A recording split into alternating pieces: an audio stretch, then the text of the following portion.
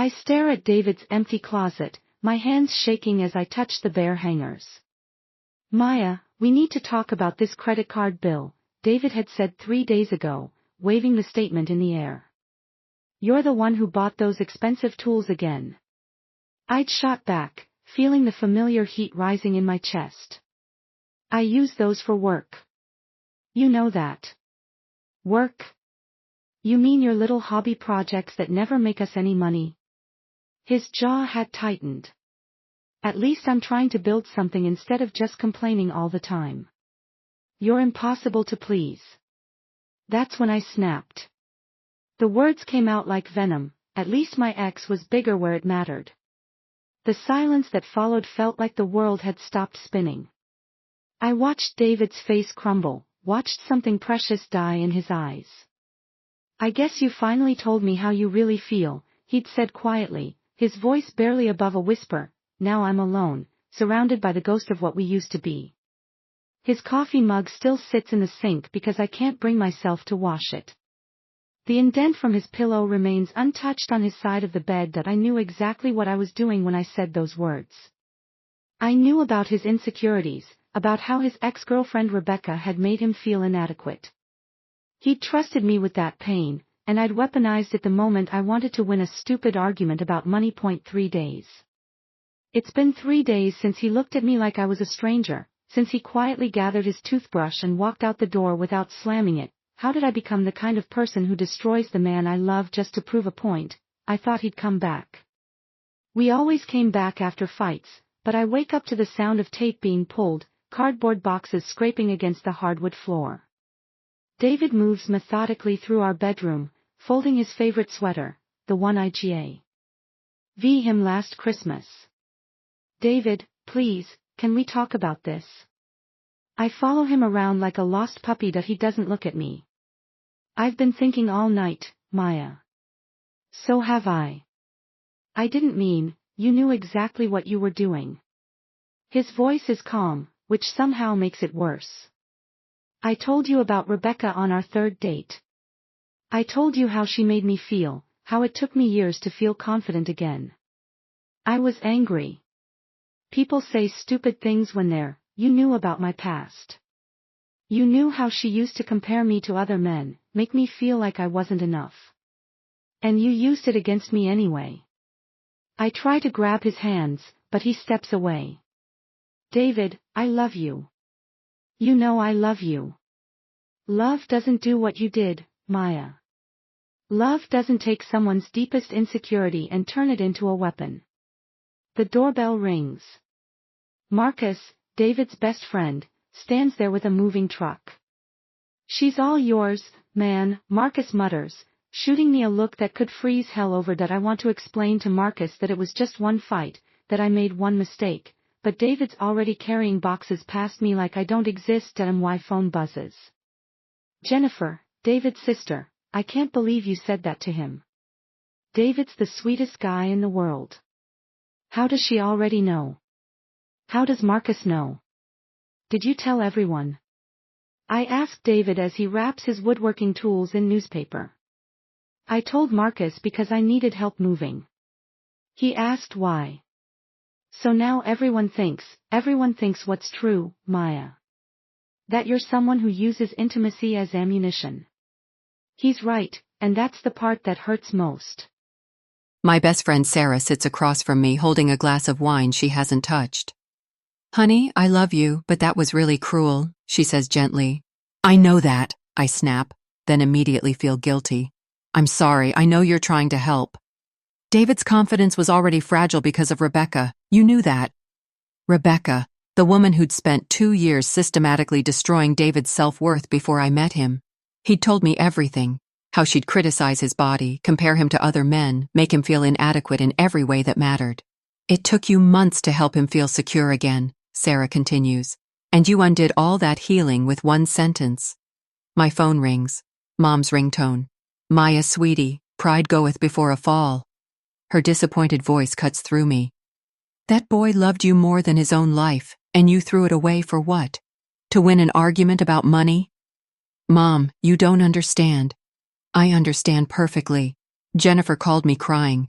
She said David's been sleeping on Marcus's couch, barely eating. After Mom hangs up, Linda from work stops by with casserole. I brought dinner, she says, but her eyes avoid mine. Are you okay? I'm fine.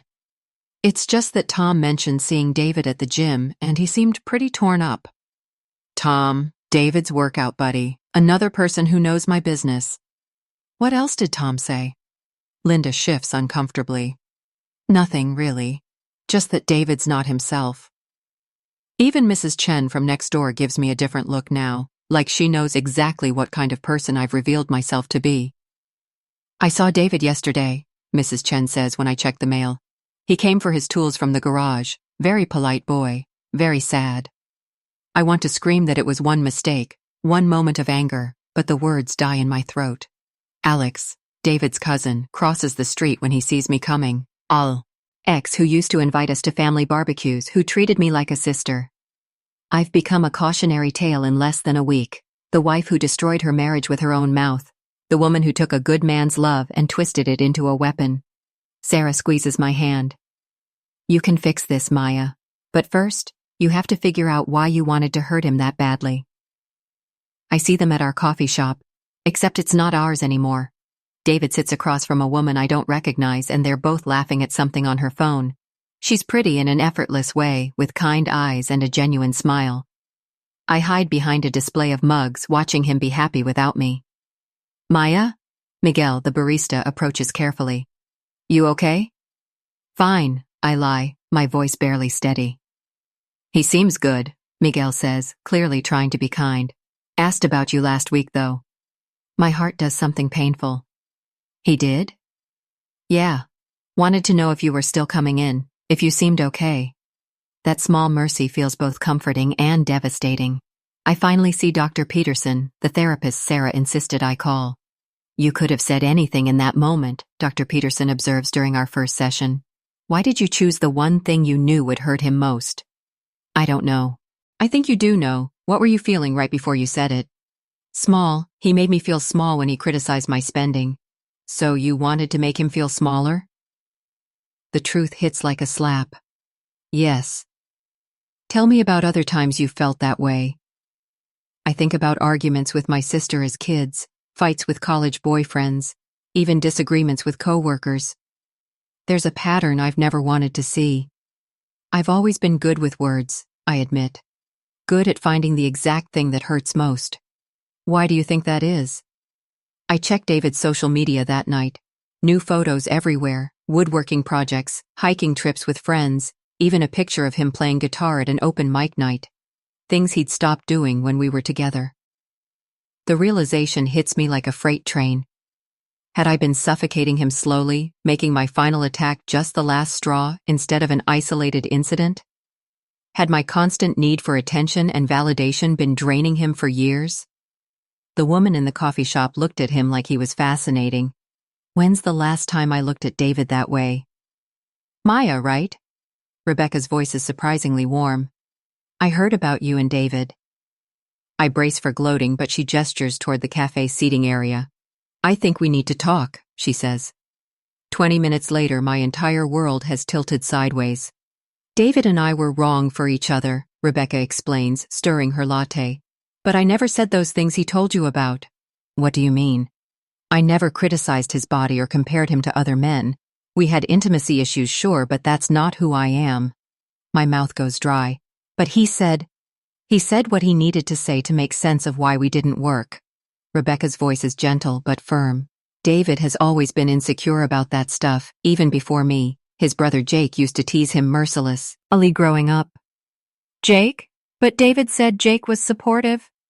Jake was a typical older brother. Probably didn't mean harm, but the damage was done. I tried to help David work through it, but he projected his insecurities onto me instead.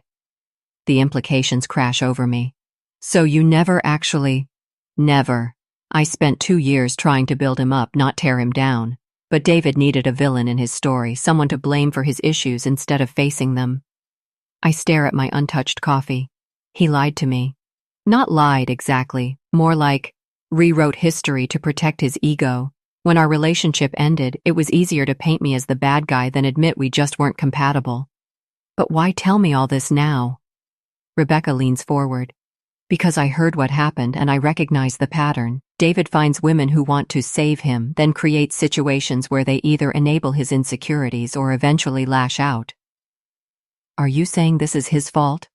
No, Maya, what you said was cruel regardless of the context, but David has a way of making people responsible for his emotional well-being. It's exhausting. I drive home in a daze. My phone buzzes with a text from Dr. Peterson's office, reminding me about tomorrow's session. If David manipulated the truth about Rebecca, what else had he twisted? Had our entire relationship been built on lies and mutual delusion? Maybe we were both too broken to love each other properly, but that doesn't excuse what I did. Let's talk about your sexual relationship with David, Dr. Peterson says during our next session. I squirm in my chair. What about it? You mentioned feeling like a performer. Explain that. The memories flood back. David constantly fishing for compliments, sulking when I wasn't enthusiastic enough, making our entire intimate life about his validation rather than our connection. He needed me to tell him he was amazing, every single time. How did that make you feel? Exhausted. Like I was responsible for his self-worth. And when you finally refused to play that role? I chose the nuclear option instead of having an honest conversation. Dr. Peterson nods. Hurt people, hurt people. You were both operating from your wounds instead of your wisdom. I start journaling that night, trying to trace the patterns that led to our destruction. David's need for constant reassurance, my growing resentment at being his emotional support system, the way he'd made me feel like his therapist instead of his partner. Sarah visits again, and this time I tell her everything Rebecca shared. I wondered about some of his stories, Sarah admits reluctantly. They seemed a little too convenient, you know, like he was always the innocent victim. What do you mean? Remember when he got passed over for that promotion? He said his boss had it out for him, but when I met the guy at your Christmas party, he seemed genuinely fond of David. I think about other stories David had told, always painting himself as the wronged party, never acknowledging his role in conflicts.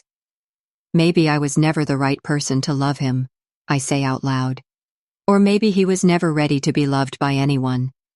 Through mutual friends, I learned the woman from the coffee shop is named Emma. She's a therapist.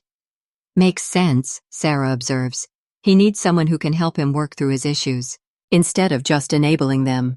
The thought is both liberating and devastating. Maybe our marriage ending was inevitable. Maybe we brought out each other's worst qualities, his neediness triggering my cruelty, my resentment feeding his insecurities. I feel relief, I tell Dr. Peterson the next week, and that makes me feel guilty. Relief about what? That I don't have to be responsible for his feelings anymore, that I don't have to pretend our problems were all my fault. What if they weren't all your fault? But what I said was unforgivable. Unforgivable and understandable can both be true, Maya. The question is, what are you going to do with this understanding? You say you felt trapped by David's need for validation, Dr. Peterson observes. But what were you getting from playing that role? The question hits like ice water. What do you mean? Why did you stay in that dynamic for 5 years? What was the payoff for you? I want to argue, but the truth surfaces anyway. I got to feel superior, like I was the stable one. And when that dynamic shifted during your fight about money, I used the cruelest weapon I had to restore my position. The realization makes me sick. I wasn't just David's victim, I was his co-conspirator in creating something toxic. My sister calls from Seattle, having finally heard the whole story through family whispers. Maya, you've always had a sharp tongue when you're cornered, she says bluntly. Remember how you used to say awful things to me when we were kids? That's different. Is it? This isn't new behavior, it's just the first time it had real consequences. Her words sting because they're true. I've spent years thinking I was patient and long-suffering, but really, I was just better at hiding my cruelty until it mattered most. I start volunteering at a women's shelter, listening to stories of genuine abuse that put my marriage problems in perspective. These women survived real monsters, men who used fists instead of words, who threatened lives instead of egos. My husband used to tell me I was worthless, one woman shares during group therapy, every day for 10 years. I think about David, who never once called me names, who brought me coffee in bed every morning, who genuinely tried to make me happy even when I made it impossible. The difference between being hurt and being harmful becomes crystal clear. I'm not trying to win David back anymore, I tell Dr. Peterson. That ship has sailed. What are you trying to do? Become someone worthy of love. Starting with learning to love myself without needing someone else's insecurities to make me feel valuable. That's the hardest work there is. I know, but it's the only work that matters now. Alex's wedding feels like stepping into an alternate universe where I'm the villain everyone politely tolerates. David looks healthy and happy, his arm around Emma's waist with genuine contentment instead of the desperate neediness I remember. When we're forced to make small talk during cocktail hour, he's polite but distant. You look well, he says, and I can tell he means it without any hidden agenda. Thank you, I've been working on myself, a lot of therapy. He nods, understanding flickering in his eyes. That's good. We both needed that. I hope you're happy, David. You deserve that. We both do, he replies, and for the first time since this began, I leave him. Later, I overhear him talking to his brother Jake by the bar. Jake looks nothing like the bully David had described. He's gentle and thoughtful, genuinely concerned about David's well-being. I'm proud of you for getting help, Jake tells David. Mom and I were worried after the divorce, but you've really turned things around. Thanks, man. Therapy's been good. Emma's been good. She seems perfect for you, really calls you on your stuff without being mean about it. I realized David had painted Jake as a villain the same way he'd painted Rebecca, rewriting history to protect his ego. We were both guilty of creating narratives that served us rather than facing uncomfortable truths. During the bouquet toss, I stand in the back while Emma catches the flowers. She looks embarrassed but pleased, and David's face lights up in a way I haven't seen in years. How did it feel to see them together? Dr. Peterson asks the following week.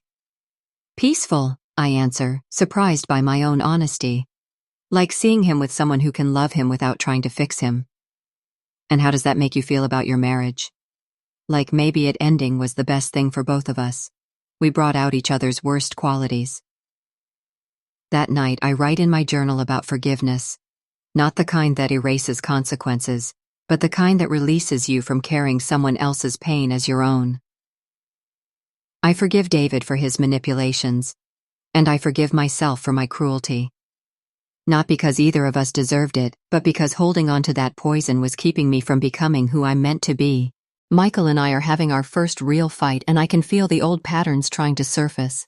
You always do this, he says, frustrated. You shut down whenever we try to discuss money. The urge to lash out rises in my throat, to find his weak spot and press until he backs down. Instead, I take a breath. You're right. I am shutting down. Can we take a break and come back to this in 20 minutes? His expression softens. Yeah, that sounds good. We met in group therapy 6 months ago, both of us divorced and committed to not repeating our past mistakes. When we disagree, and we do, because healthy couples disagree, we've learned to fight fair. I appreciate how you handle conflict, he tells me after we successfully navigate our disagreement about holiday spending. You don't try to win anymore, you try to understand. The compliment means everything because it reflects real change, not just good intentions. You've done something remarkable, Dr. Peterson tells me during one of our monthly sessions. You've taken responsibility for your actions without drowning in shame, and you've changed your behavior without losing your authentic self. My relationship with my family has improved too. My sister and I have honest conversations now about our childhood patterns.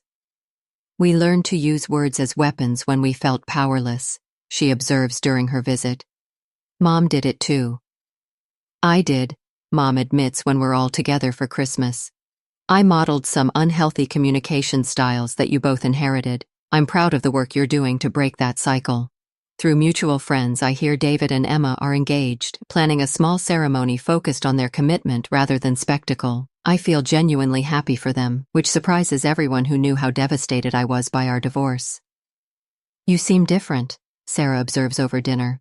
Lighter CEO. How? I feel different, like I'm not carrying around all that anger anymore. Anger at David? Anger at myself mostly, for the person I was in that marriage. The truth is, our marriage ending was the best thing that could have happened to both of us. We were trapped in roles that served neither of us well. Him as the wounded victim, me as the reluctant savior. Sometimes love means letting go, even when it feels like dying. Sometimes the most loving thing you can do is stop trying to make a broken dynamic work and start building something better. I think I'm ready, I tell Michael one evening as we cook dinner together. Ready for what? To love someone without trying to fix them. To be loved without needing to be needed. My phone buzzes with an unexpected text from David. Saw your interview in the local paper about your nonprofit work. I'm really proud of how you've turned things around. I hope you're well. It's the first time we've communicated directly since Alex's wedding, and his words feel like absolution I didn't know I still needed. I write back. Thank you. I hope you and Emma are happy. You both deserve all the good things. I mean every word. The goal isn't to never hurt each other, I tell the audience at a communication workshop I'm leading. The goal is to hurt each other accidentally, not on purpose, and to repair the damage when we do. Sharing my story isn't easy, but it helps other people recognize destructive patterns before they cause irreparable damage. What would you say to someone who's made the same mistake you did? A woman in the front row asks. I'd say words have power, the power to build or destroy, heal or wound. The choice is always ours to make, and if you've chosen to destroy, the work of rebuilding starts with yourself. Michael and I are talking about marriage now, but it's a different conversation than David and I ever had. We discuss our fears openly, our past failures honestly, our hopes realistically. I want to marry you, he says over dinner at the restaurant where we had our first date. Not to complete me or heal my wounds, but to build something together from our already whole selves. Yes, I say without hesitation. Sometimes I still think about that night when I said those terrible words, but not with crushing regret anymore. Instead, I think about it as the moment I learned that being right isn't worth being cruel, that winning an argument means nothing if you lose yourself in the process.